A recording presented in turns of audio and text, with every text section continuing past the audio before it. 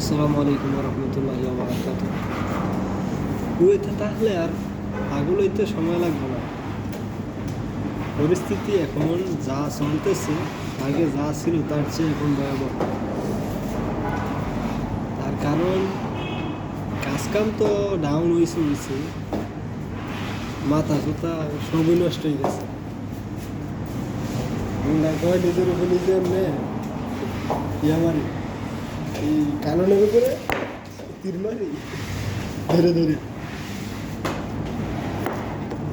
মানে এমনি করা হয়।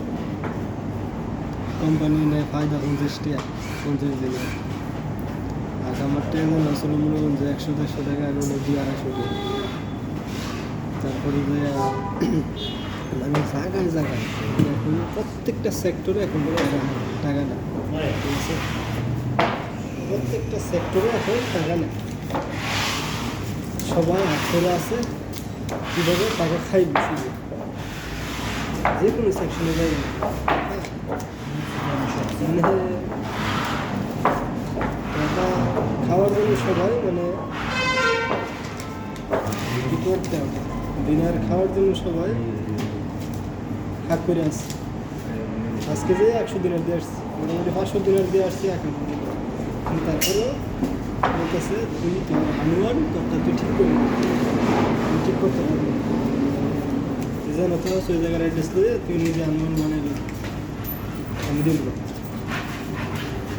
একটা কী যে অবস্থা।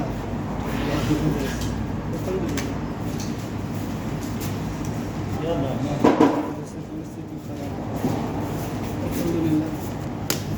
সেবাদা আড্ডি আর কোনোটা ঢুকিয়ে দিই কাননে ভুটকে দিয়া, কারণ এখন যে পরিস্থিতি চলতেছে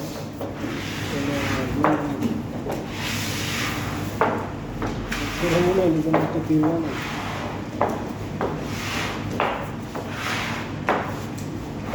আল্লাহ গ্লাস ভাঙিয়ে দিই।